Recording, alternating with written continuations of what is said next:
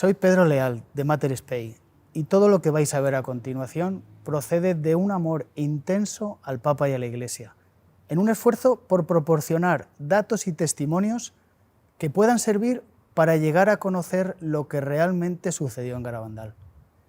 Este amor a la verdad y a la Iglesia es lo que nos ha animado a realizar este trabajo. Nos sometemos a la autoridad de la Iglesia, a quien corresponde el juicio definitivo sobre estos hechos. Espero que os ayude a uniros más al Señor y a nuestra Madre. Muchas gracias. A veces, los acontecimientos más importantes de la historia son los que se ignoran y se silencian, como si de alguna manera se pudiera contener el torrente de una tremenda catarata. ¿Por qué ocurre esto?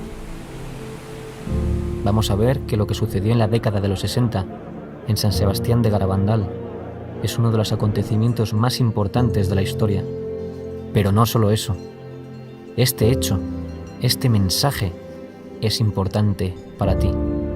En Garabandal, nuestra Santísima Madre del Cielo vino a traer una llamada a la conversión para todos sus hijos. A la Eucaristía se le da cada vez menos importancia.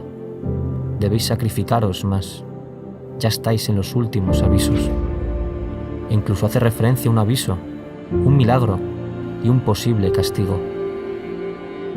La Madre de Dios vino a una aldea perdida del norte de España para sostener a todos sus hijos en un periodo especialmente difícil de la historia humana y de la Iglesia. ¿De qué estaba hablando? ¿Estamos viviendo tiempos cruciales?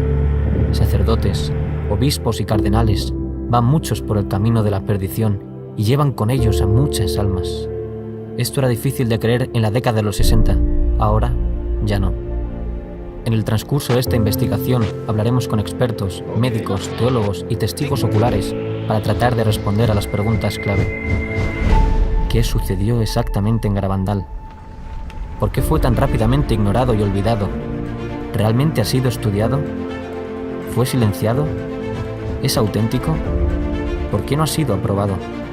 Miles de apariciones, milagros, grandes gracias de conversión son hoy una catarata imparable. Nuestra Señora del Carmen de Garabandal continúa derramando sobre el mundo sus bendiciones. Ella, la Madre de Dios y Madre nuestra, desea que sus hijos vuelvan a Dios antes de que sea demasiado tarde.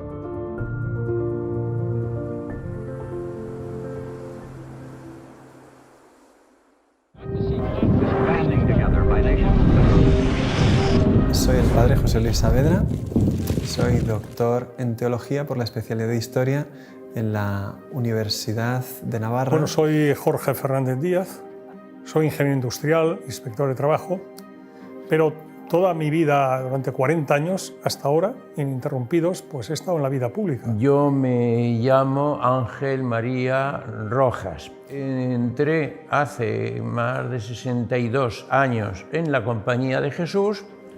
Me ordené de sacerdote hace un poco más de 50 años. Soy Javier Paredes, catedrático de Historia Contemporánea de la Universidad Estatal, y entonces comprenderás que yo las apariciones de Garabandal las vea también con mentalidad histórica. En cada lugar de apariciones, el mensaje que Dios permite dar a la Virgen o que da Dios mismo a través de ella viene a ayudar a la Iglesia de una manera concreta en su tiempo y la sociedad y la historia real en la que está viviendo. Lourdes era una lucha contra el racionalismo. La Virgen le pidió a Bernadette beber barro y comer hierba. La gente estaba escandalizada cuando vio eso y hoy 5 o 6 millones de personas visitan Lourdes cada año. Fátima, la lucha contra el comunismo, el daño que iba a hacer una ideología que se convirtió en un totalitarismo que acabó con millones de personas. En Garabandal, el mensaje es todavía más fuerte. Bueno, creo que el momento en el que la Virgen viene aquí, a San Sebastián de Garabandal, es un momento, desde mi punto de vista, muy especial. Desde luego, en la historia de la Iglesia, claramente. Garabandal coincidió en sus años con los mismos años del Concilio Vaticano II. Garabandal empezó en el 61, terminó en el 65, el concilio empezó un poquito después y terminó el mismo año. El Concilio Vaticano II, año 62, 65, y la Virgen, mientras tanto, está aquí apareciéndose y diciendo unos mensajes. Uno entiende ahora, pues, con mucha más profundidad, el porqué de en ese momento histórico. Durante el siglo XIX triunfa una idea que venía arrastrándose desde siglos, concretamente desde la ruptura de la cristiandad desde Lutero, que era la introducción del concepto de autonomía del hombre. El hombre es un ser autónomo que se puede dar a sí mismo sus propias leyes. Eso mismo ocurre al final del XIX y principios del XX dentro de la Iglesia. De hecho, Juan Pablo II, en una de sus encíclicas más importantes, se llama Veritatis Splendor, en los números 4 y 5 habla de una crisis enorme introducida dentro de la Iglesia, donde los mismos seminarios y facultades de teología se han apartado de la doctrina de la Iglesia. Y en los 10 años siguientes al concilio, 17.000 sacerdotes se secularizaron y 25.000 religiosos y religiosas abandonaron la vida consagrada. Y lo vemos concretamente en la crisis de las vocaciones. Normalmente hasta el año 1964 se mantenían en un nivel de 8.100, 200 seminaristas mayores de España. El año 1964 baja al número de 1.000 y se mantiene en 1.000 algo. O sea, la crisis en torno a los años siguientes al concilio fue increíble, increíble. En el año 62, exactamente cuando empieza el Concilio Vaticano II, se produce la crisis de los misiles entre Estados Unidos y la Unión Soviética, con ocasión de la colocación de aquellos misiles que había instalado la Unión Soviética en la Cuba de Fidel Castro. Eso es octubre del 62. Sabemos que se estuvo al borde de una guerra y ahí parados, esperando órdenes, y mientras tanto el teléfono rojo sin parar de comunicar entre Kennedy, Khrushchev, etcétera, etcétera. Han sido momentos de una extraordinaria gravedad en lo que hace referencia a la posibilidad de que estallara un conflicto nuclear, absolutamente. Vamos a ponernos en 1961, los que conozcan Garabandal, que echen la vista atrás lo que era Garabandal, el pueblo San Sebastián de Garabandal, a donde no se podía subir en coche, con unas niñas que eran prácticamente analfabetas, que muchas de las cosas que les decía la Virgen no las entendían. ¿Por qué la Virgen les dice a unas niñas unas cosas que no entienden, pero que sí que las transmiten? Porque Garabandal es una aparición para todos nosotros.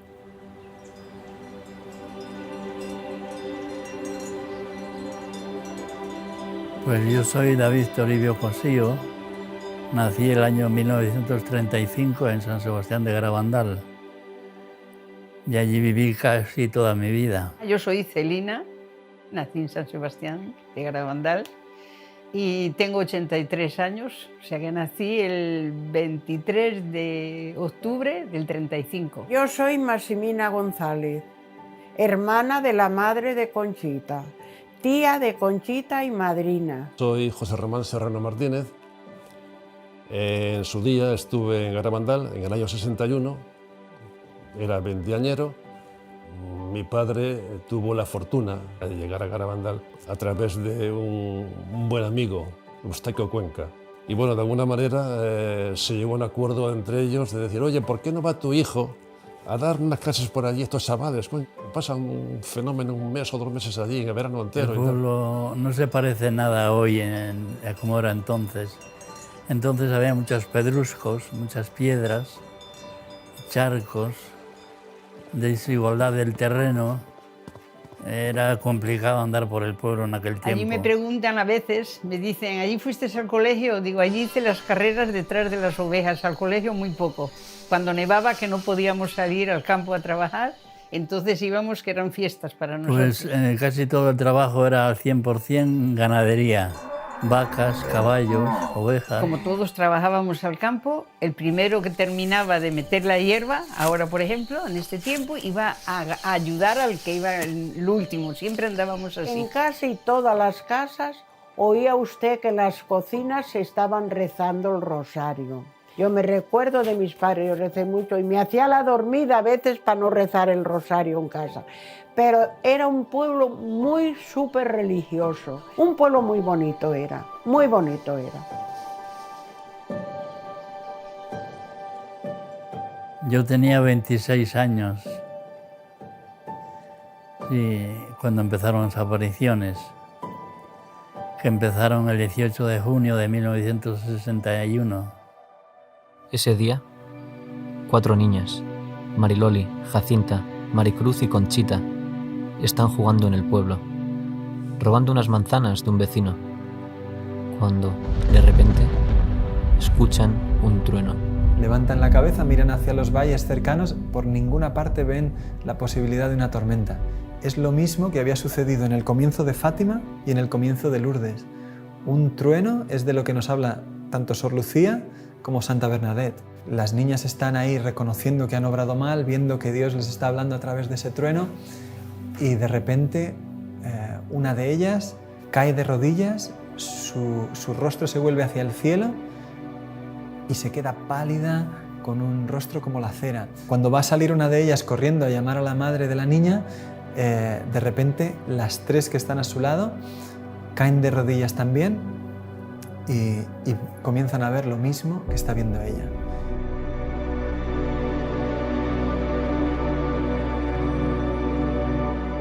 Es un ángel y sin decirles nada les llena como de asombro.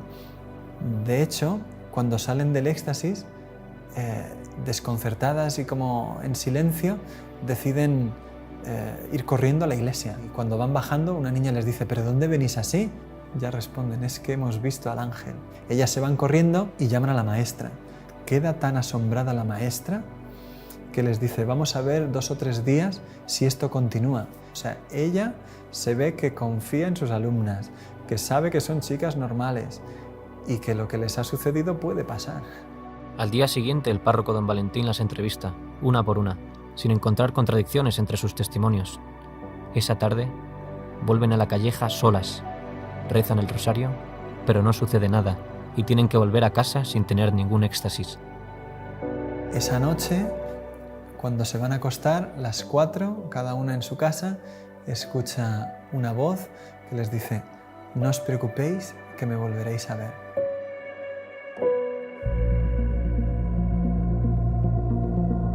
Los primeros días fueron la cosa más maravillosa del mundo. Y primero yo decía: ¿qué está pasando? ¿Qué está pasando? Claro, ya me entró la curiosidad de verlas. Rezaban el rosario y al terminar el rosario era cuando tenían el éxtasis y se quedaban rígidas. No las podíamos mover del sitio, ni un dedo, ni mover un dedo, ni nada. Pues venía gente que no creía en las apariciones y le hacían daño a las niñas. Las pinchaban, les metían unos focos por los ojos, porque no pestañearon nunca. Las niñas nunca pestañearon, siempre miraban al cielo con los ojos abiertos. Entonces las madres vinieron donde nosotros llorando por el amor de Dios, cuidar de nuestras niñas que las están maltratando. Entonces a partir de ahí, nosotros los mozos, que éramos unos 20, pues las cuidábamos, andábamos con ellas y fue maravilloso porque nos enterábamos prácticamente de todo.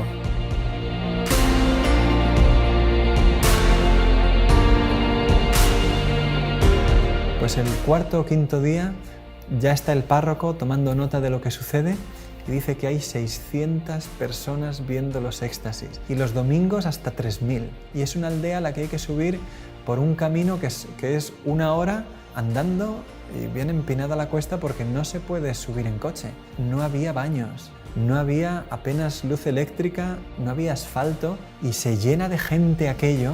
El mero hecho de que haya tanta gente allí ya te está diciendo de qué es lo que estaban viendo. El 1 de julio, el ángel les anuncia una visita muy especial que tendrá lugar al día siguiente. Ese día, 2 de julio de 1961, ven a la Santísima Virgen como Nuestra Señora del Carmen.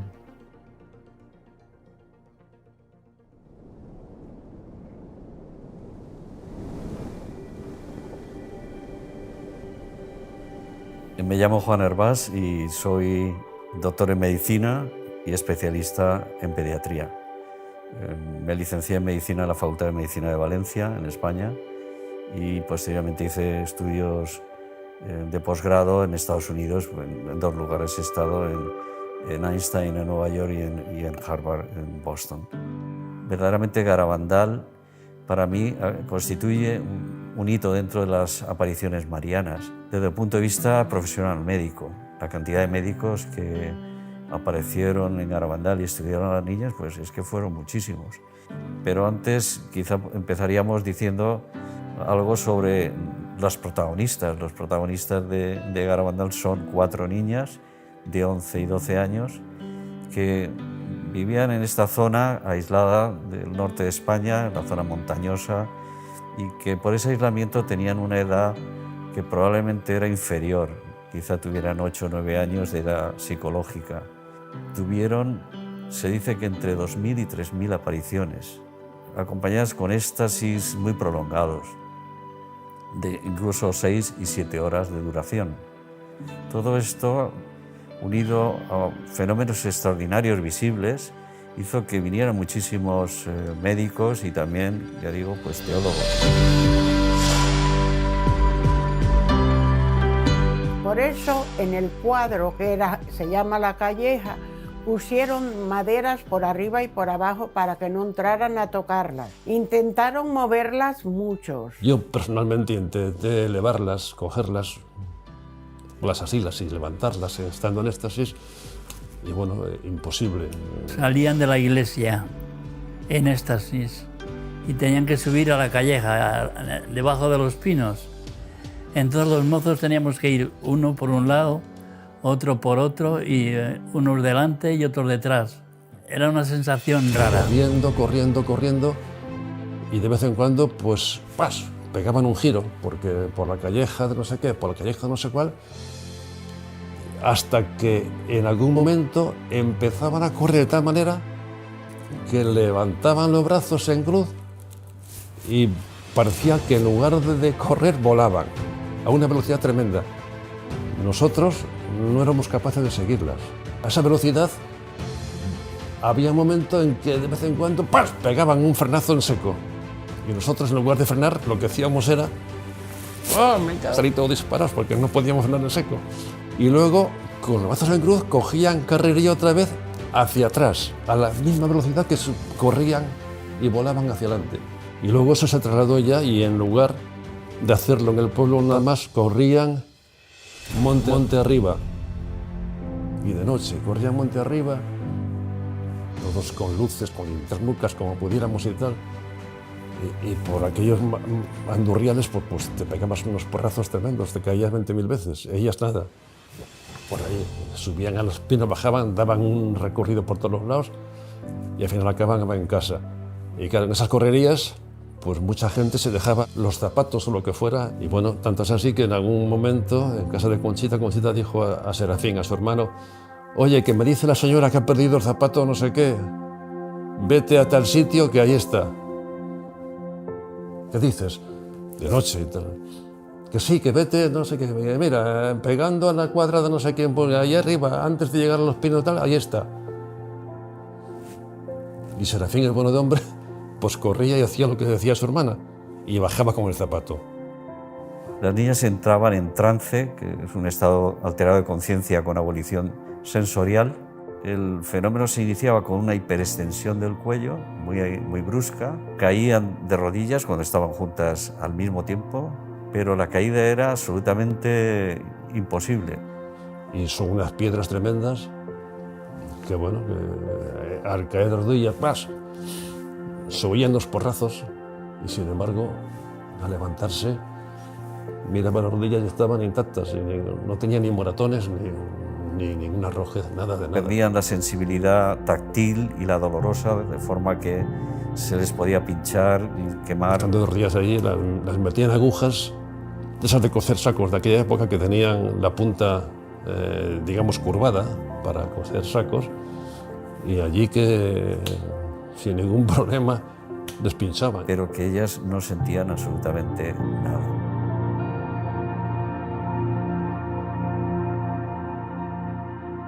apareció por allí Máximo Frösler, ingeniero alemán, vivía en Santander, y por las circunstancias que fuera, oyó hablar de Garabandal, y este hombre nos decía: yo soy protestante, teóricamente no creo en la Virgen, pero bueno, yo no entiendo lo que está pasando allí. Son unas niñas de 11, 12 años, débiles, pequeñas, de un pueblo allí perdido, y él era muy fuerte. Yo una de estas niñas la cojo y la levanto en una mano, pero cuando caen en éxtasis no puedo mover ni una mano. Niñas que además se les veía relajadas, se movían tranquilamente y entre ellas se movía una a otra, así normal, pero yo, si intento mover una mano, no puedo. El prior de la Trapa, un hombre fortachón con el que he coincidido yo allí, entre él y yo, intentar en éxtasis levantar o mover un brazo de una niña, no hemos podido. Entre él y yo no es que no podemos levantar, sino no movemos un músculo. Pero además notamos que la niña no hace esfuerzo, está relajada. No lo entiendo. Por ejemplo, un señor de Madrid, un muchacho de Madrid, joven, no, de Barcelona, pues se arrimó a Simón, el padre de Jacinta, y le dice: Simón, yo no creo en estas apariciones. Bueno, yo no creo en estas apariciones ni creo nada. Ando muy mal espiritualmente. Y le dice Simón a este joven: mire usted, la niña de la izquierda es mi niña. Yo le doy permiso para que vaya usted allá y la toque, la levante o haga lo que quiera. Yo soy su padre y le doy permiso. Fue este mozo de Jacinta, se pone a levantarla y no pudo. Y volvió y le dice: Simón, no he podido levantarla. Eso me parecía a mí, dice él. Termina la aparición y le dice Simón a Jacinta: Jacinta, este señor te quiso levantar cuando estabas hablando con la Virgen. ¿Quieres ponerte de rodillas para que te levante ahora? Se pone la niña de rodillas, lo almozo y la levantó. Ahora creo en Garabandal, ahora creo en Dios. Ay, gracias a Dios. Ahora creo en todo. No, es que es impresionante. Es que sería incontable decir todo lo que ha sucedido en Garabandal desde estos primeros días. Es absolutamente desconcertante. Levitaciones, devoluciones de esos objetos religiosos besados. La niña tenía a lo mejor 100, 200 objetos, cuenta Pepe Díez, que se les hacía como una bola todo delante de lo que ella tenía, de medallas, rosarios, y cogía de uno en uno como fácilmente y lo devolvía a la persona que fuera sin preocuparse. Una señora le dio las medallas, la suya, la de su marido, la de su hijo y la de su nuera. La Virgen besa cada una de estas medallas y la niña no le devuelve a la señora las 4. Sin haberlos visto, le pone a cada uno la suya y sin equivocarse a las 4 medallas que la señora le había dado. Claro, la señora dice: ¿yo qué más necesito ver? Si es que llorando allí delante de todo el mundo, diciendo: es que es imposible que haya acertado las 4 medallas a cada uno la suya, sin saber ni quiénes somos, ni de dónde venimos, ni de quién es cada una, y sin mirar las medallas. La Virgen como se manifestaba dejando ver algo, claro, que atraía cada vez a más gente. Quienes volvían a casa y contaban esto hacían que viniese cada vez gente de más lejos. Soy Román Martínez del Cerro García de Blanes. Conocí Garabandal fundamentalmente a través de 2 jesuitas, Lorenzo Lacabe y el padre Ramón María Andreu. Tenía entonces 15 años y mi padre era catedrático en el mismo instituto. Con un pequeño 600 que teníamos, nos vinimos a ver a Garabandal. Dejamos el coche en Cosío. Era imposible subir desde Cosío a Garabandal porque era una pista forestal llena de barro y imposible, pero encontramos un Land Rover que nos subió a Garabandal. Entonces la primera que yo viví directamente, a mí me gusta sobre todo hablar personalmente de lo que yo he vivido. Me han contado, sé mucho, he leído, pero yo lo que de verdad viví es lo que más me gusta transmitir porque lo hago de primera mano. Mariloli tenía aviso por la tarde, por la noche, y nos fuimos a la taberna o tienda que tenía su padre. Nos sentamos allí, tenía la escalera a mano derecha entrando, después una barra y no había sitio, habíamos 10 o 12 personas y yo me senté en un saco en una esquina de esa tienda esperando esos avisos que la Mariloli podía tener. pasaban las horas y yo estaba, después del viaje además estaba reventado, me quedé dormido, mi padre se quedó dormido y todos estuvimos. Y más o menos sobre las 3 de la madrugada, de pronto yo me despierto, ruido, ya. Salimos todos corriendo y pasó la barra en la parte del fondo y Mary Lori se había caído en éxtasis en la cocina. Se había oído, fue impresionante el ruido de las rodillas en el suelo. Eso fue impresionante. Ya salimos todos a verlo. Yo tenía 15 años, yo iba más de curiosidad que otra cosa. A mí me pasó que cuando yo veía a la niña se transfiguraba. O sea, la niña se embellecía, pero una cosa increíble. La niña era una niña normal y corriente y de pronto era otra. Más bien pálida, con una sonrisa y con una cosa fuera de lo natural. Y a mí eso me impresionó tanto que me empecé a temblar y no era capaz de controlarme y lo pasé fatal. Pero fatal porque yo no sabía si me iba a caer o qué me pasaba. Nadie se me hacía caso porque todo el mundo estaba pendiente de la niña y yo era el que menos pintaba allí. Y en ese momento yo pues me dirigí a la Virgen y le pedí por favor que me quitara aquel temblor. Me lo quitó y desde ese momento empecé a disfrutar. Perdón.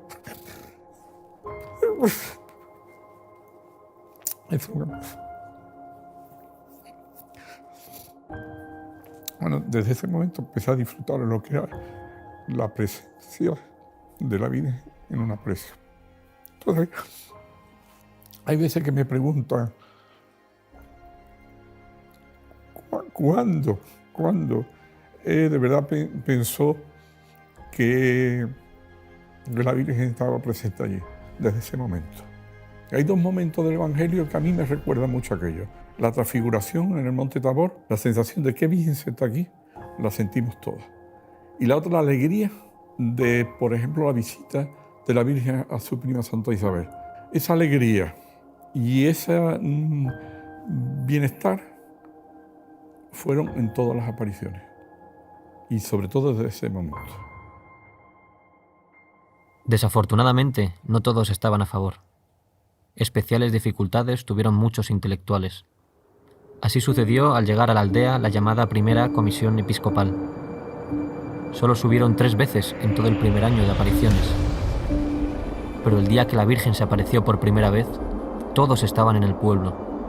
Su instructor, el padre Francisco Driozola, con 2 sacerdotes y 2 médicos, el doctor Piñal y el doctor Morales. La comisión comentó con alguna de las personas que había por allí, que había venido con ellos, que aquello se iba a terminar ese mismo día. Pero no se estudiaron los hechos extraordinarios que ahí estaba pasando. De hecho, el doctor Morales nunca más subió a la aldea. Él mismo lo cuenta en una conferencia que dio años después. Solo estuve en la aldea en una ocasión. Y sin embargo, de mis informes negativos vino la condena para Garabandal. La comisión, de hecho, no volvió a subir hasta finales de julio y subió por la noche para intentar llevarse a las niñas a escondidas y que todo aquello se terminase. Las familias se negaron, excepto la de Conchita. Se llevaron a Conchita, estuvo 8 días en Santander y la terapia que le dan a Conchita es llevarla a la playa, llevarla a la feria y mantenerla ocupada para que no piense en las apariciones. Y yo fui con su madre a Santander, a casa de este sacerdote, a buscar a Conchita. Yo vi, Conchita le mandaban que si no lo negaba, a ella la llevarían a un manicomio y a los padres a la cárcel.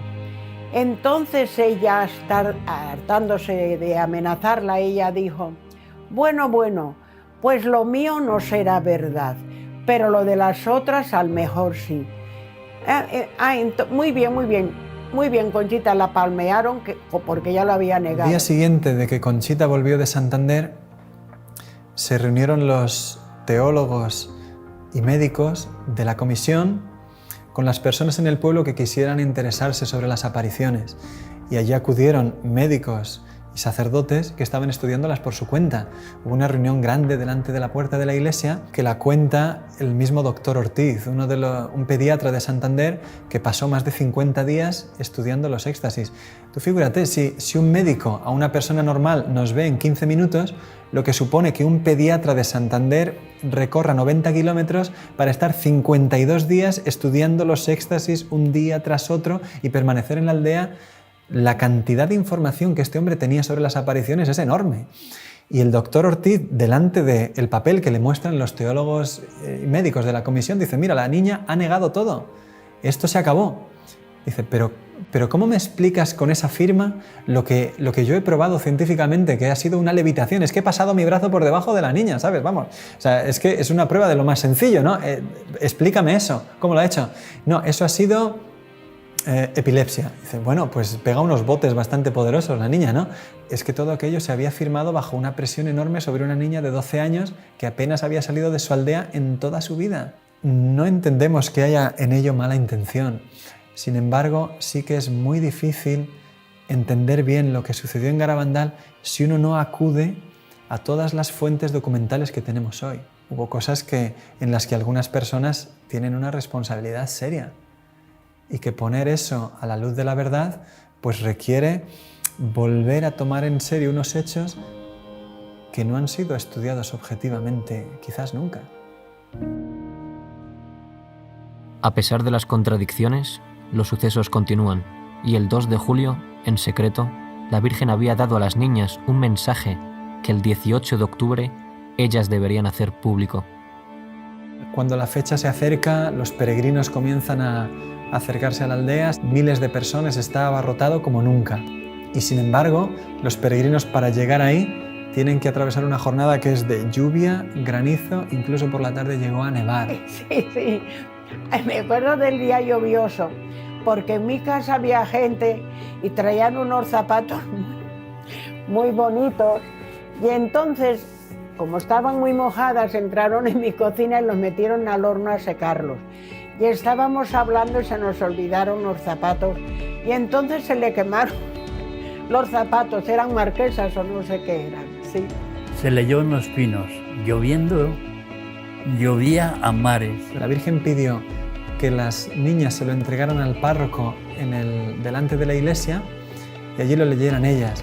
Y después, en los pinos, volviese a ser leído el mensaje por el párroco, don Valentín Marichalán. Sin embargo, la comisión presionó al sacerdote para que hiciera algo diferente. El mensaje no fue publicado delante de la iglesia. Tampoco lo leyó el párroco. En cambio, se anunció que solo sería leído por las niñas, en los pinos. Los testimonios son muy fuertes. Hay una mujer que habla de cómo caminaban entre el barro a empujones para intentar lograr buenos puestos. Cuando ya finalmente se dijo se va a publicar el mensaje, pues la gente subió a los pinos, pero la carrera que se organizó para eso, la gente caía, resbalaba, se empujaba. Y cuenta ella, dice, lo increíble es que no nos matáramos, miles de personas para conseguir un buen puesto, y dice ella, yo quedé como a unos 60 metros de las niñas. Y claro, apenas oí nada, pero cuando ya llegó el mensaje, toda la situación me tenía completamente ya vencida. Hay que hacer muchos sacrificios, mucha penitencia, visitar al Santísimo. Pero antes tenemos que ser muy buenos.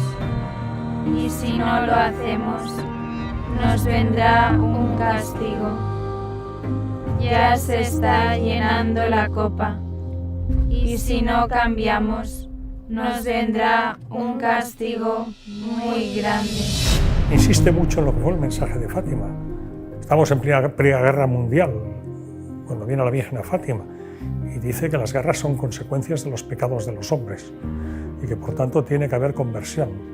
Bueno, en Garabandal lo mismo. El primer mensaje que dice que el cáliz se está llenando de los pecados, de las ofensas a Dios que se están cometiendo, ¿no? Y que si no nos arrepentimos, si no pedimos perdón, si no nos sacrificamos, si no rezamos, pues que vendrá un castigo. Vendrá un castigo, ya anuncia el castigo. El mensaje hablaba efectivamente de un castigo. Se había hablado antes de un milagro, pero solamente a las niñas. Y eso comienza desde ahora a ser una parte importante en Garabandal, como una ayuda especialmente grande para un tiempo particularmente difícil de la historia. Sin embargo, en ese día el mensaje no se pudo entender. Dijeron, toda esa preparación tan grande para un mensaje tan chiquito como sacrificios, visitar al Santísimo, todo eso ya lo sabemos, y un castigo muy grande si no cambiamos, pues ya lo sabemos. Las videntes después, durante los años posteriores a las apariciones, siempre han dicho, lo más fundamental que tenemos que poner en el centro son los mensajes. Lo que el cielo quiso hacer ahí, por lo que hubo tantos fenómenos extraordinarios, era para que prestásemos atención a lo que nos quería decir el cielo en esos mensajes. El fracaso del primer mensaje fue un golpe duro para Garabandal. Muchos esperaban algo extraordinario. Por eso, a pesar de tantos prodigios, muchos rechazaron las apariciones a partir de este momento. Pero las niñas, con toda esta situación de desencuentro respecto a las apariciones, empiezan a insistir cada vez más a la Virgen que les tenía que dar un milagro.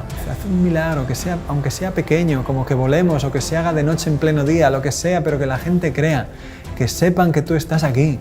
La Virgen siempre solía callar, no les respondía, incluso se ponía a veces triste y les decía, ya creerán. Pero un día el ángel les dijo, Dios va a hacer un milagro a través de ti y de mí. El 18 de julio, la Eucaristía, cuando recibas la comunión, que él le traía muchas veces de manera mística, espiritual, ese día será visible para todos los que estén en la aldea. Ella creía que era que se veía siempre, vaya, y le llamaban el milagruco. Y ya cuando dijeron que iba a ser el 18 de julio, creo que era, pues toda la gente que estaba allí por la mañana ya estaba, el pueblo creo que estaba abarrotado, creo porque yo casi no lo veía. Entre unas 8 o 10.000 personas, creo que cuenta la policía, que había en la aldea ese día. Aquello fue pasando el día, coincidió que había baile, estaba tirando hasta cohetes, ya no se sabía si por el baile la Virgen vendría o no, y un poco la desesperación de todos de que no se producía el milagro que todos queríamos ver. Pero venía una prima mía, ¡ay, qué gordísima va a ser! ¡Ay, Dios mío, va a pasar algo muy gordo! Porque aquí se siente la gente engañada, porque dice que no hay derecho, porque... Y le digo yo, Angelina, a ver, mira, ven, mira la cara de Conchita. Mira qué cara tiene Conchita. Digo, con estar viéndole la cara a ella, ¿tú te crees que tiene cara de preocupada? De que ha metido una mentira tan gorda y eso, yo nada más que hacía estar allí y ver a Conchita. Y ya, pues bueno, ¿qué le vamos a hacer? Dios quiere esto, pues con resignación nos fuimos ya para dormir a nuestra casa. Y en el momento que estamos en la calle, oímos un revuelo enorme. Y entonces ya los que estaban más cerca empezaron, ya están éxtasis, que están éxtasis. Y claro, nada más casi estar en éxtasis sale. Y se da la vuelta, yo ya me la perdí entonces porque resulta que la gente se abalanzó detrás de ella y yo digo que pisamos a gente. Cogí una linterna potente, yo estaba pegado a ella prácticamente y enchufándole con la linterna, prácticamente metida la linterna en la boca. Ella abrió la boca, sacó la lengua, no tenía absolutamente nada. Y de repente apareció un punto. Saca la lengua y empezó a formarse una cosa blanca, blanca, blanca, muy blanca, mucho más blanca que la nieve. Se fue agrandando en forma de espiral. Era como una moneda de 10 duros, decía yo entonces, y así la sacaba todo lo que podía. Y yo vi después cómo se le iba aguando hacia alrededor cuando ya se le estaba deshaciendo. Y hasta que la tragó. Preguntaban a Benjamín Gómez, ¿pero estás seguro que no la tenía en el bolsillo y la puso o que la tenía ya en la boca? Mire, yo estaba a 20 centímetros de ella, es imposible que hiciera nada, estaban muy vigiladas. No estaba a una distancia, no, estaba pegado a ella. Pero eso, ¿quién ha dicho que la tenía en los brazos, en las manos? No, hombre, es que es una barbaridad. O sea, es que la lengua estaba totalmente limpia, y de repente apareció un punto blanco, un punto, nada más que un punto, en la lengua. ¿Dónde se dio ese punto? La impresión esa tan fuerte, yo no la he tenido en mi vida. Yo decía, gracias Señor, ahora sí que estoy segura de que existes, empezaba yo. Yo me he enterado después que alguno de ellos, que después que no lo creía después que había sido eso cierto lo que había visto. 2 testimonios contrarios llegaron al día siguiente a la aldea. Uno de ellos ya esa misma noche. Un señor, José Antonio Giuliani, no vio el milagruco. Él no consiguió estar en la zona, en la calle donde eso sucedió. Y estando lejos, le preguntó a uno, ¿tú lo has visto? No, ¿tú lo has visto? Tampoco. Pues ya está, todo es mentira, se lo han inventado, es de noche, la oscuridad, las dificultades, la pericia de las niñas, nos la han colado. Y se extendió la noticia de que nos habían engañado, de que era todo mentira. Pero en realidad, este señor no había visto nada. Otro, cuenta Conchita en su diario, que se fue al obispado de Santander, un religioso, el padre Justo, franciscano, y dio testimonio de que aquello había sido todo mentira. Unos días después, sin embargo, pidió a unos religiosos de su comunidad que pidieran disculpa a las videntes. Dice, mira, no sé por qué hice eso, pero estaba enfadado. Estas personas no vieron nada y, sin embargo, tenían un testimonio que hizo muchísimo daño.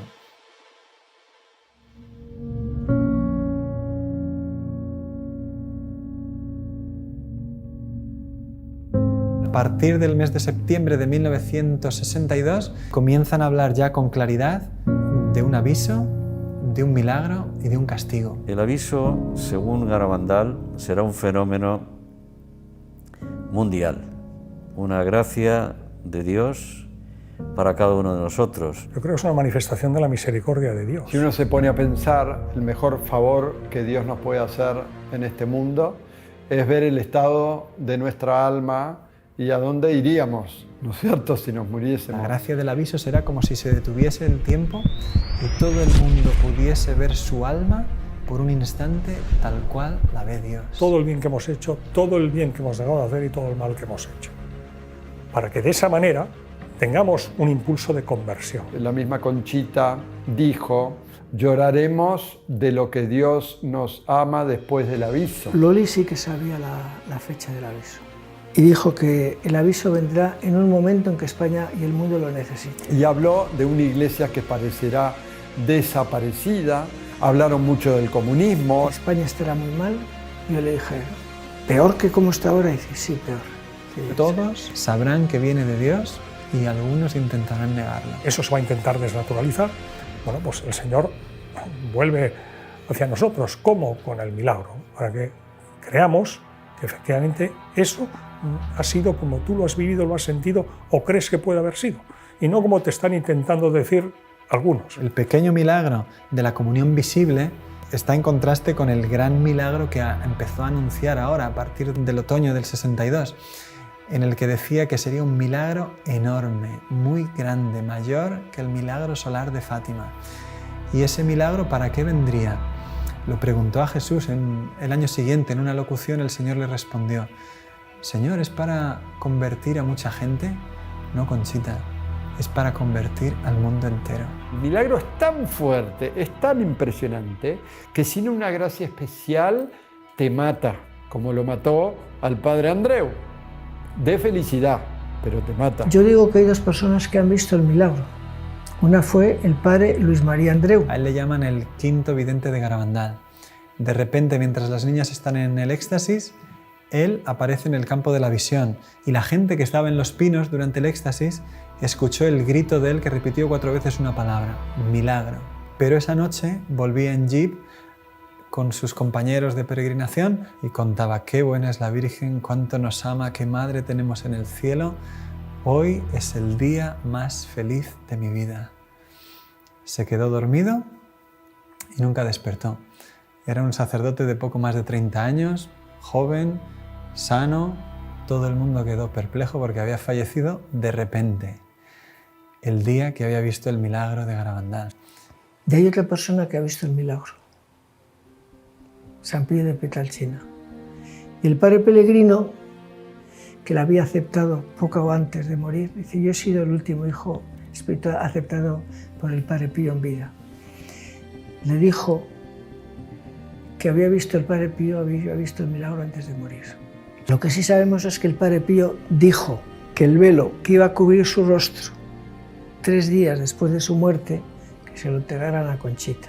Este milagro, los testigos de aquellos que vivan el milagro, más esa señal que es muy importante, Garabandal se va a transformar en un lugar de peregrinación mundial. Y ahí es donde vamos a entender esto que dijo la Virgen cuando dijo El milagro de Garabandal viene para convertir al mundo entero.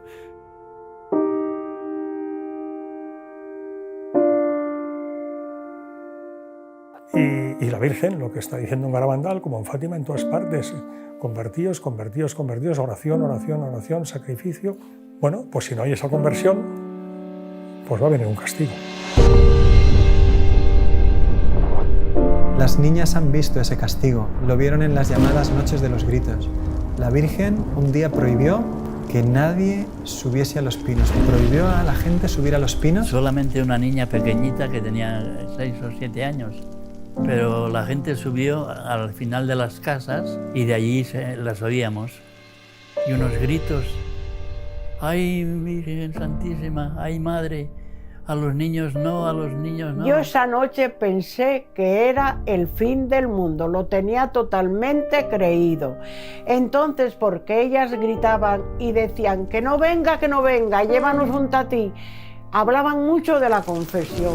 Que se confiesen todos primero, que no venga, que se confiesen todos primero. El miedo que tenían las niñas ahí arriba, viendo todo lo que vieron, se transmitía a nosotros. Con oírlas aquella noche, solamente con oírlas. Todo apunta que fue la revelación del castigo y de las circunstancias en las que tendría lugar el aviso, que parece que es una situación de gran persecución para la Iglesia y de grandes dificultades para el mundo. Las niñas le preguntaron, ¿y cómo se llamará eso? Y la Virgen dijo que se llamaría comunismo.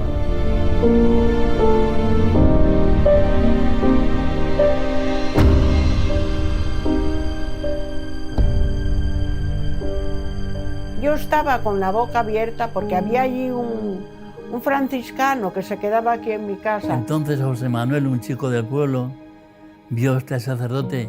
¡Padre, padre, rece, rece, que estamos perdidos! Rezaba, cuando rezaba aquel padre, las niñas callaban. Venía una paz inmensa y percibías esa paz. Pero el padre se cansaba de rezar y volvían otra vez. Callaba la boca, porque él también quería oír y quería hablar con la gente, quería enterarse de cosas y dejaba de rezar. Y era la víspera del Corpus. Y el día del Corpus fue un día precioso. Unas confesiones, unas comuniones, una procesión del Corpus con el Santísimo. A mí me da pena que mucha gente, cuando hablan de Garabandal enseguida, piensan, ¿y el aviso y milagro castigo? ¿Por qué no nos fijamos en todo lo demás? Porque si hacemos caso a la Virgen en todo lo demás, no habrá castigo, que es un tema que dijo, quizás haya un castigo si la humanidad no se convierte. Pero la Virgen vino a decir mucho más y el mensaje de Garabandal abarca mucho más. Es como si al estudiar el Evangelio nos quedáramos y aquellos días, cuando vengan aquellos días, nos quedamos en esa frase. ¿Y cuándo serán esos días? ¿Y qué serán esos días? Pero hombre, léete el Evangelio entero, vive el Evangelio. Y no te preocupes de esos días que probablemente te habrás muerto tú antes. Vive como pide la Iglesia, que es como pide Garabandal. La gente se preocupa mucho del aviso, el castigo, el milagro y no se preocupa del mensaje. Ser buenos. A la Eucaristía cada vez se le da menos importancia. Contemplar la pasión de Jesucristo. Eso es lo importante de Garabandal. Las apariciones iban llegando a su fin. Y en enero de 1963, las niñas dejaron de ver a la Virgen. Solo Conchita volverá a verla, aunque tendría que esperar casi 2 años.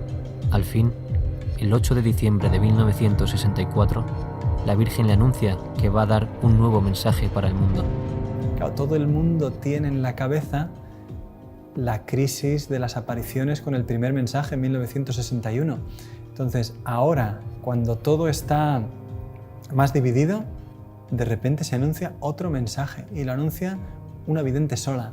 Sin embargo, se va acercando la fecha y mira, todo el mundo esperaba algo. Tanto es así que llega a la aldea más gente que nunca. Hay crónicas de los periódicos que son impresionantes de esos días. Un periodista de Barcelona, Juan Poch Soler, que escribe: subimos el 17 por la noche. Cuando llegué a la aldea vi gente durmiendo bajo los dinteles de las puertas, en los pajares. Me puse a escribir para enviar algo al periódico y a mi lado había 2 inglesas durmiendo sobre sus codos. el pueblo estaba a reventar de gente. Había 12.000, 15.000 personas, no se sabe cuánta gente había ese día en la aldea. Cuando fue pasando la tarde, no llegaba el éxtasis, no llegaba, y en un momento la niña avisó a la gente que el éxtasis sería en el cuadro. La gente intentó buscar el mejor puesto cerca del lugar del éxtasis. Es impresionante, duró unos 12 minutos y en él se escucha a la niña decir algunas palabras, se la ve reír, se la ve llorar. Curiosamente, el mensaje de la Virgen no lo dio ella. Unos meses después la Virgen le dijo: ¿sabes por qué no vine yo el 18 de junio a darte el mensaje? Porque me daba pena decirte aquellas cosas, pero necesitabais saberlas para vuestro bien y si las cumplís para gloria de Dios. Como no se ha cumplido y no se ha hecho conocer al mundo mi mensaje del 18 de octubre, os diré que este es el último. Antes la copa se estaba llenando, ahora está rebosando. Los sacerdotes, obispos y cardenales van muchos por el camino de la perdición, y con ellos llevan a muchas más almas. A la Eucaristía cada vez se le da menos importancia. Debéis evitar la ira de Dios sobre vosotros con vuestros esfuerzos. Si le pedís perdón con vuestras almas sinceras, Él os perdonará. Yo, vuestra madre, por intercesión del ángel San Miguel, os quiero decir que os enmendéis. Ya estáis en los últimos avisos. Os quiero mucho y no quiero vuestra condenación. Pedidnos sinceramente y nosotros os lo daremos. Debéis sacrificaros más. Pensad en la pasión de Jesús. Vamos a ver, yo comprendo que España, que unas niñas analfabetas digan muchos cardenales, obispos y sacerdotes van por el camino de la perdición y llevan tras sí a muchas almas. Van por el camino de la perdición y con ellos arrastran a muchas almas, sí, lo recuerdo. Obispos, que no dijo cardenales, porque era la palabra muy dura. En público, por no decir, porque es una palabra muy dura. Sacerdotes, obispos y cardenales van por el camino de la perdición y con ellos arrastran a muchas almas. Sí, lo vi. Nos pareció muy fuerte. Y también las niñas lloraron muchísimo, no querían decirlo. Y las madres no querían decirlo. Ay, Dios mío, pero ¿cómo vamos a decir esto? Si los curas son santos, ay, Dios mío, ay. Pero la Virgen les obligó a decirlo. Ten en cuenta que estamos hablando del año 61, 62, 65. La guerra española terminó en el 39. En la guerra española murieron miles de sacerdotes por defender su fe, sacerdotes y obispos. Entonces, a la altura que uno tenía un sacerdote, era de un santo que no podía uno dudar lo más mínimo, ni nadie dudaba de la santidad del sacerdote. Ahí se ve muy bien también la autenticidad de las apariciones. Si la Virgen no les hubiera empujado, no lo habrían dicho nunca las niñas ni sus madres por todo el oro del mundo.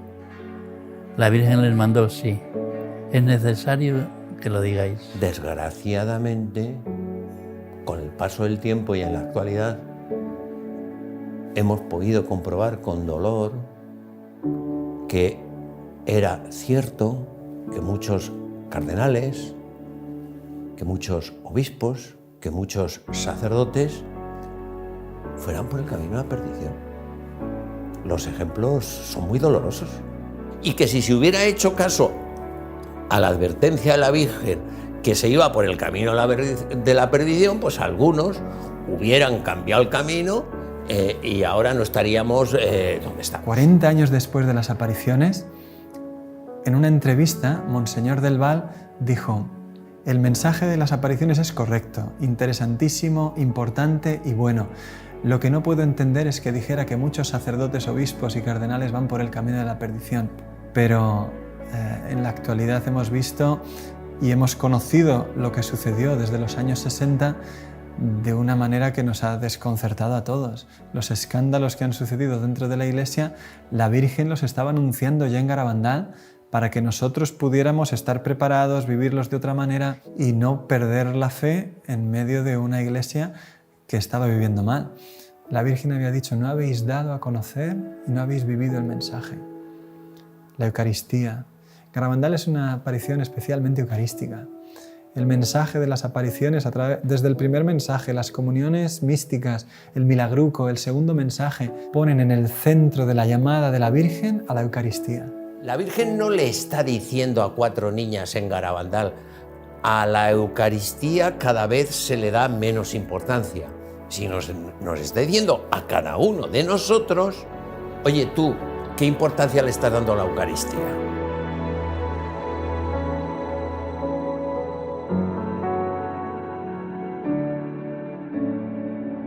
Los fenómenos terminaron con la aparición del 13 de noviembre de 1965. Después de esto, las niñas dejaron la aldea. Conchita acabó en Burgos, donde fue recibida por el padre Manuel Guerra y la madre Nieves García. Cuando conocí a Conchita, estaba en Burgos de superiora, con la casualidad de que yo no quería ya admitir a ninguna niña más porque el colegio estaba completo ya. Entonces, al poco tiempo viene la portera y me dice: hay una familia que pregunta. Vino el capellán con ellos y entonces ya les dije que yo tenía un sitio. Y entonces ya me dijeron quién era Conchita, me explicaron y me pidieron que Conchita tuviera un confesor, que don Manuel se ofreció, y una persona que la formara, y me ofrecí yo. Por lo tanto, entró en el colegio como una niña más, con el nombre de María, para que nadie la molestara en nada. Todas las tardes llamaba a Conchita, 1 hora o un par de horas, a un recibidor. Todo lo que ella me dijo, la conversación, fue grabada inmediatamente cada vez que hablaba con ella, inmediatamente para no cambiar ni una sola palabra. Yo a Conchita entonces y después la he encontrado inmejorable. No he encontrado una persona ni más normal, sin ganas de llamar la atención de nadie. Cuando ella terminó las apariciones, le dijo a la Virgen que quería ser religiosa. Entonces, nada más terminó las apariciones, se fue a un convento, se enteraron de que estaba allí, porque ella fue a confesarse y le dijo, se conoce que al padre, le dijo, después se supo, pues que ella que había visto a la Virgen, que tenía dudas algunas veces si era verdad, si no era verdad, si le parecía a ella que era ella. Y entonces el sacerdote, cuando se enteró que era Conchita, pues dijo: papá, va a decir usted la verdad enseguida. Vinieron 2 obispos y 2 sacerdotes. Algunas veces le dijeron: sí, pero eso te lo inventaste tú y yo. Sí, porque eso se inventa muchas veces la imaginación. Ah, pues sería, O sea que alguna vez, entre esa conversación tan larga que tuvieron, de 6 horas, ella alguna vez dijo: pues era verdad, claro, ante personas que te has imaginado tú, porque muchas veces pasa eso. Bien, entonces se marcharon con esa idea y entonces yo llamé al sacerdote que estuvo con ella, contrario, en Garabandal. Le llamé a Burgos, una vez que Conchita se marchó, y le dije: quería hablar con usted porque usted ha negado siempre las apariciones de Garabandal, concretamente en este caso que fue al convento, y la tuvo usted 6 horas preguntándole. Y dice: no, 6 horas no, 5. Entonces le dije: bueno, pues muy bien, pues creo que está usted confundido porque esto no se puede hacer con una niña después de confesar y de esta manera. Cuando estos señores se marcharon de esa conversación, que la pudo dejar aturdida, entonces ella tuvo una locución. En la locución del Señor, interiormente, le dijo: no quiero que estés aquí, quiero que estés fuera. Y Conchita: es que no me quieres, Señor. Y el Señor le dice: pero yo quiero que tú estés fuera, como diciendo, como mejor me puedes servir y como debes es fuera. Hasta aquí la historia es muy conocida. A continuación vamos a presentar lo que ha pasado después de las apariciones y por qué Garabandal ha encontrado tantas dificultades en su aprobación.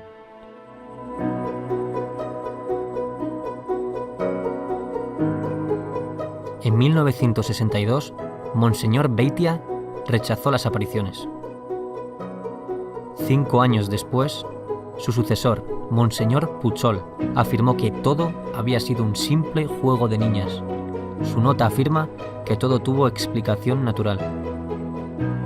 Cirarda, su sucesor, dijo lo mismo. Tras estos 3 prelados, llega a Santander Monseñor Juan Antonio del Val, que había sido miembro de la primera comisión. Por esta razón, Del Val sabía que las apariciones no se habían estudiado bien. Por eso intenta fundar una nueva comisión, pero fracasa 3 veces. Al fin, tras 12 años intentándolo, consigue el respaldo de Roma y con el apoyo del cardenal Ratzinger, en 1989 funda por fin la segunda comisión.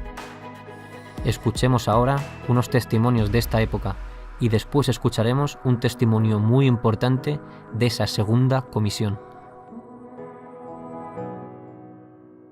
After the death of Padre Pio, the Holy See increases its interest in the events in the Ed Kelly. I was born and raised in Seattle of elderly Irish-American Catholic parents.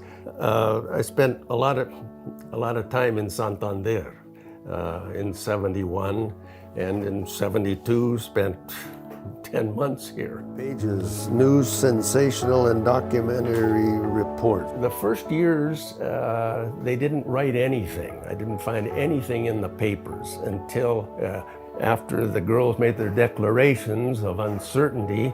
Then on the front page of the local papers, all of them, no hubo apariciones in Garabandal. Nothing. Everything has a natural explanation. And I read that, and the papers were stupid. I mean, there was so much that was illogical. I talked to the Bishop del Val Gallo. He had just made his own pronouncement that said, my predecessors have judged that it wasn't certain whether the apparitions were of supernatural origin or not. I'm in communion with those bishops. I had written for him the statements of the evaluation from all of the previous official notes. I just had the part that gave the bishop's evaluation of what happened. And he looked them over and he says, this one, the second note of Bishop Baetzia in 1965, this is the best statement on Garabandal and the one that conveys my opinion on it. And that was the note that had the statement of orthodoxy, that everything is in compliance with the traditional teaching of the Church, the real presence of the Blessed Sacrament, devotion to the Blessed Sacrament that is, and the Blessed Mother that's well known. Maternel Afiner, que es un sacerdote de lengua francesa que en Garabandal estuvo desde el principio estudiando las apariciones, fue entrevistado por la comisión. A él le impresionó mucho que le entrevistaron en un restaurante durante una comida. Y le impresionó más todavía que cada vez que él daba una respuesta se escribía de la manera más contraria a las apariciones posible. Le preguntaban, ¿y está usted seguro de eso? Bueno, de eso no estoy seguro. Ponga que duda sobre eso. Él entendía que todo se estaba haciendo de manera contraria a lo que él quería decir. Y cuando terminó la entrevista le impresionó todavía mucho más, porque le dijeron firme. Y él dijo, yo no firmo eso. Y tranquilamente, delante de él, pusieron con letras mayúsculas su nombre y su apellido. Y años después, unos amigos alemanes suyos visitaron el obispado para consultar cómo estaba el caso de las apariciones y les contaron que Maternel Afiner había hecho un testimonio en contra de las apariciones y que estaba en el obispado firmado por él. Claro, él mismo cuenta y dice, ¿cómo se llama esto en derecho canónico? Que cojan tu testimonio, se lo inventen, lo firmen y lo presenten como prueba en el caso de un discernimiento.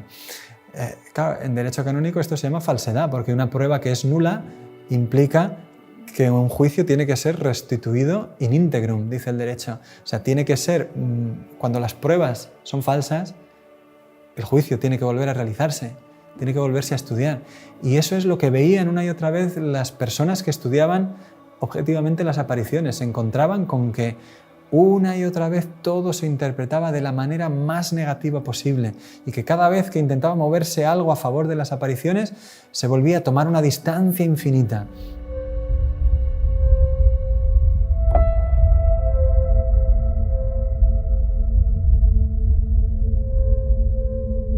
The story of Menchu Mendiolea. Interesting. Menchu Mendiolea, the daughter of a well-known businessman who had a religious goods store.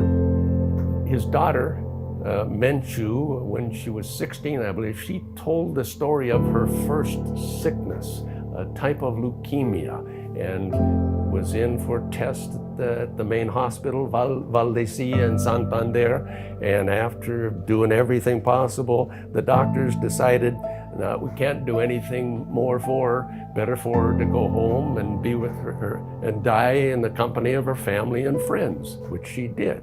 And they would pray for her. Well, someone came with a crucifix that had supposedly been kissed by the Blessed Virgin at Garabandal, and I think most people know that the girls reported that the Blessed Virgin told them, through articles kissed by me, my Son, our Lord Jesus Christ, will work prodigies and miracles. Crucifix, she venerated the crucifix, cured. Well, I guess by that time I had heard that someone from the Chancery went to Mr. Mendiolea and told him, please don't mention Garabandal with the cure of your daughter. It is not proper to connect apparitions which are false with a cure like this. So I went to talk to Mr. Mendiolea. And we talked. I says, is it true that someone came from the diocese to tell you not to mention it? Yes. Well. Desde la misma comisión que estudiaba las apariciones, no solo no se estudia la curación de Menchu, sino que incluso se silencia el hecho de la misma curación y se requiere a la familia que no hablen de ello en ninguna parte. 10 años después, en 1975, Menchu está embarazada de su tercer hijo, 8 meses de embarazo, y le vuelven a diagnosticar la misma enfermedad, eritremia. Su marido, el doctor Ángel Álvarez, es médico en el hospital de Valdecilla, donde ella había estado hospitalizada la primera vez. Y allí, durante un mes, hacen todo tipo de pruebas. Siendo él médico allí, consigue que todo el equipo de hematología estudie a su mujer, incluido el jefe de servicio. Todo el mundo se pone a trabajar sobre ella y al final el doctor Zubizarreta, el jefe de servicio, le dice al doctor Álvarez, al marido, mira, si tu mujer se cura es un milagro, no va a poder salir adelante. El 7 de diciembre, el marido de Menchu dice, mira, mi mujer quedó curada en Garabandal y como nosotros no hablamos de las apariciones, como ha vuelto a suceder lo mismo. Coge el coche y se va con su cuñado a Los Pinos. Está nevando, sube, reza el rosario allí. Su cuñado no sabe lo que están haciendo. Dice, mira, Menchu ya no tiene solución, acéptalo. Bajan y cuando vuelve al coche le dice, Menchu está curada, estoy seguro. Vuelven al hospital y le pide al doctor Zubizarreta que vuelva a hacer un estudio. Menchu tenía 500 plaquetas y encuentra en el estudio que había más de 20.000. En los días siguientes resulta que Menchu estaba de nuevo curada. Menchu es un caso único. 2 veces acuden a la Virgen de Garabandal y 2 veces queda curada la enferma.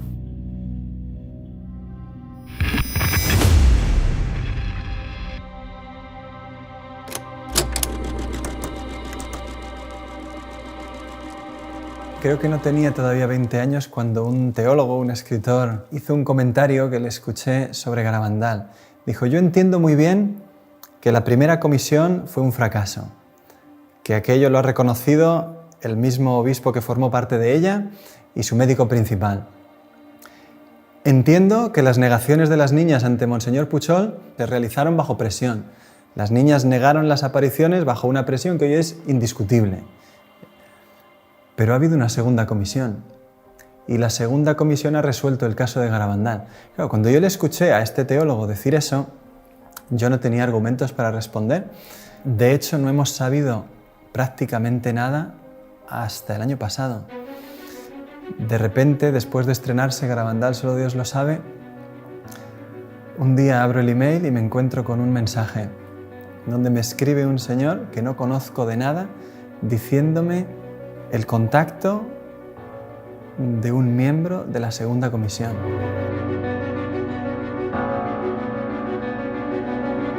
Me llamo Javier Vildósola, estudié la carrera de Ciencias Políticas y Sociología en la Universidad Complutense de Madrid. Después hice un doctorado en Antropología Social y hace 30 años pues a mí me invitaron a participar en un estudio, trabajo de campo, en San Sebastián de Garabandal. Ni siquiera había oído hablar de ello. Y concretamente fue un antiguo profesor mío de la propia facultad, que se llamaba don Jesús María Vázquez, era padre dominico, y bueno, pues nos mandaron para allí. Ahora no me explicaron para qué íbamos exactamente, lo cual me resultaba bastante inconcebible, inverosímil, desde el momento en que uno de los aspectos que se enseñan en métodos y técnicas de investigación es la delimitación del campo de estudio. Resulta que aquí no había nada de nada. Vais a ir aquí. ¿A qué? A pasar un cuestionario. Nunca entendí eso. Nunca lo entendí, a no ser que pensara mal, en el sentido de que yo tenía dudas sobre la intencionalidad de dichos cuestionarios, que nunca, jamás, en todos sus contenidos, se refirieron a los acontecimientos acaecidos allí, y, en cambio, se preocupaban muchísimo de si había habido especulación económica, desarrollo urbanístico, etcétera, etcétera. Cuando llegué no sabía nada. Por la noche no dormía, me dedicaba a leer a toda velocidad, porque quería saber, pero bueno, ¿aquí qué ha pasado? ¿Qué es lo que ha ocurrido aquí? Y realmente es cuando empecé a ver que aquello no era muy normal, o sea, aquello se salía de lo corriente. De los 5 o 6 solamente hubo otro señor, como yo, que era un profesor de psicología evolutiva de la Universidad de Valladolid, Fernando Lara, un señor de psicología infantil. Aquí no están las videntes, y sobre todo no están las videntes cuando tenían la edad en que tuvieron las visiones. Si añadimos además que este señor era declaradamente, porque él mismo me lo dijo, era ateo, yo todavía entendía menos. Alguien me gustaría que me lo explicase, porque sigo sin entenderlo al cabo de 30 años. ¿Qué fue la primera comisión? La primera comisión no ha existido jamás. Luego, la segunda comisión, que es a la que se supone que yo pertenezco, tampoco existió jamás. A nosotros no se nos dijo, esto es una comisión.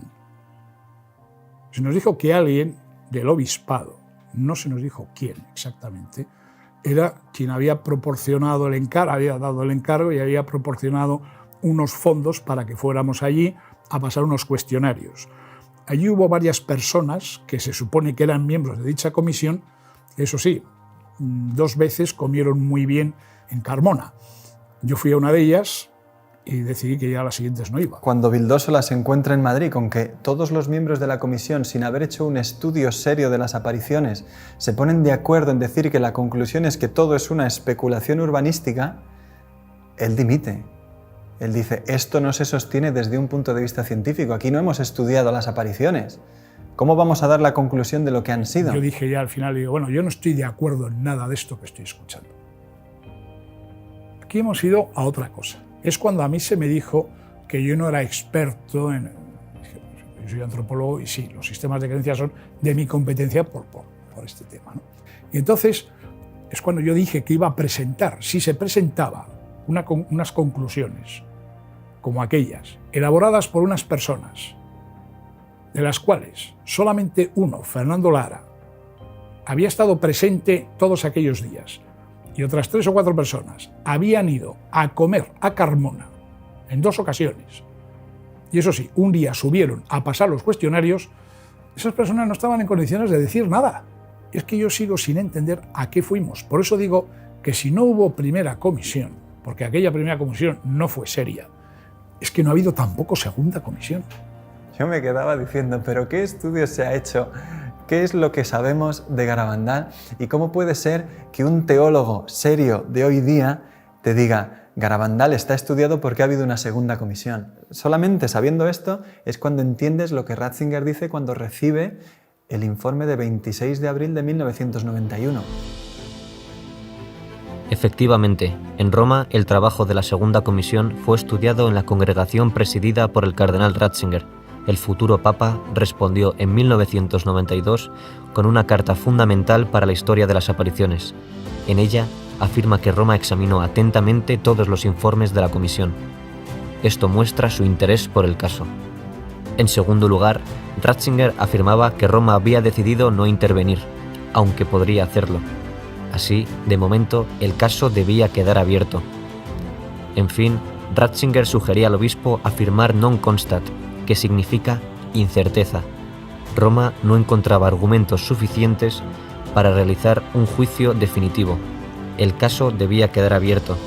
Desde 1992, todos los obispos y administradores apostólicos de Santander han repetido el non constat de Ratzinger. Ante el difícil proceso de las apariciones, detenido por tantas dificultades, por el momento no se encontró una solución mejor. Desde entonces, las apariciones quedaban abiertas al sentido de fe de los fieles. Por eso, la actitud de ellos puede ser fundamental de cara a un juicio favorable de la Iglesia. Y a más de 50 años del final de las apariciones, Garabandal todavía espera respuesta. Y que tenemos derecho a saber qué es lo que ha sucedido ahí.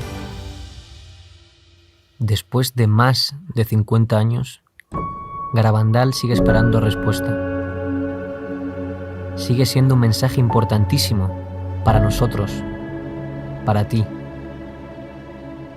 Porque hoy, nuestra Madre sigue derramando sus bendiciones en Garabandal.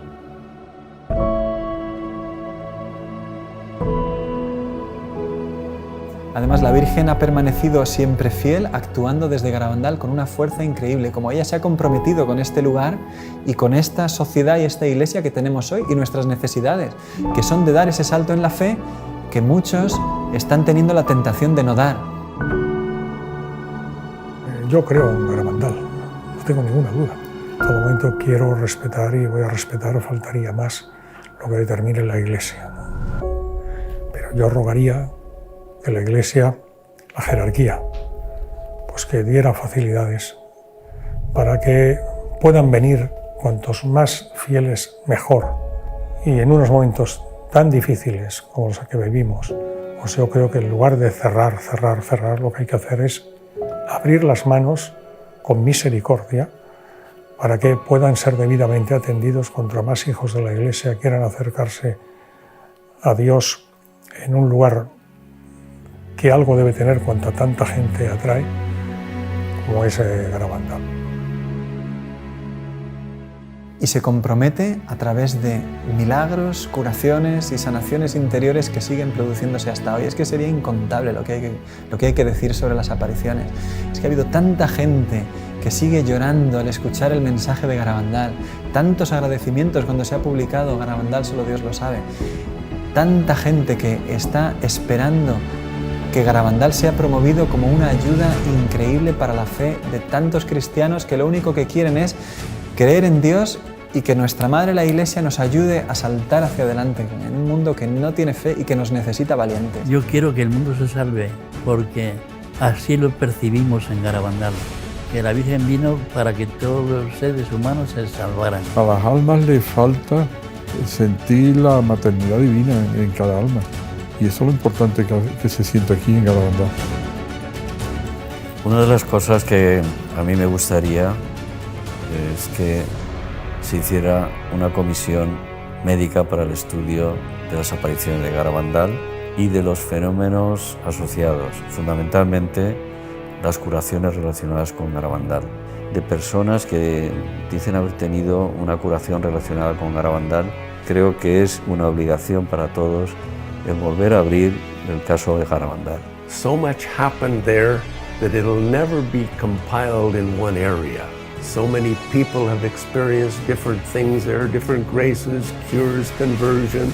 Todos vamos hacia un encuentro personal con Jesús, todos vamos hacia una intervención de Dios en nuestra alma, particularmente con nombre y apellido cada uno, pero también en el mundo para cambiar las cosas y el rumbo por donde están ahora, de la cual tú puedes tener mucha esperanza de que muchas cosas van a cambiar para bien. Garabandal no se ha cerrado, Garabandal no ha terminado, yo diría Garabandal está vivo. ¿Cuánto está queriendo hacer el cielo a través de que se deje conocer el mensaje de la Virgen hoy? Porque esas son historias de hoy. Y si nosotros le dejamos, pues el cielo se vuelca. Y te das cuenta de que el grifo de las gracias en Garabandal jamás se ha cerrado. Y que la Virgen es como una madre auténtica que está a nuestro lado, derramando sobre la tierra una catarata imparable de gracias porque nos ama. Garabandal hoy es una catarata imparable.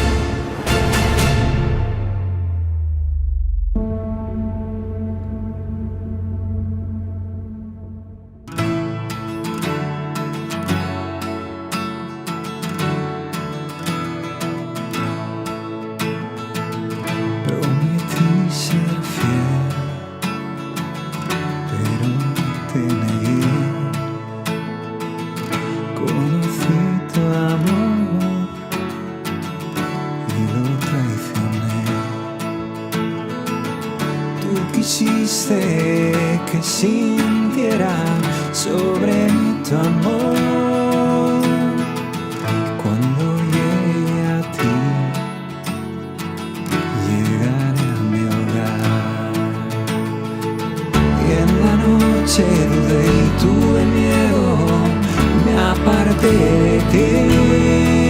No te vayas, no nos dejes, Madre, tú nunca abandonarás a tus hijos que te aguardan, a tus pies, Madre, en Garabandal. Soy tan feliz de tu mano, todo es nuevo por tu amor. Y en Garabandal tu presencia desbordó mi corazón.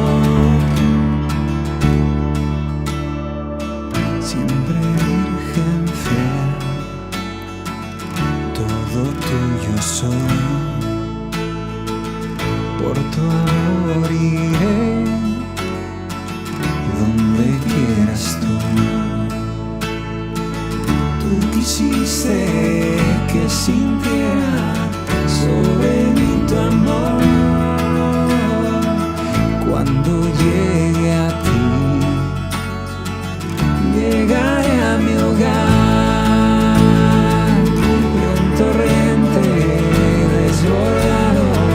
Fue tu amor por mí. No te vayas, no nos dejes, Madre, tú nunca abandonarás a tus hijos que te aguardan, a tus pies, Madre, en Garabandal. Soy tan feliz de tu mano, todo es nuevo.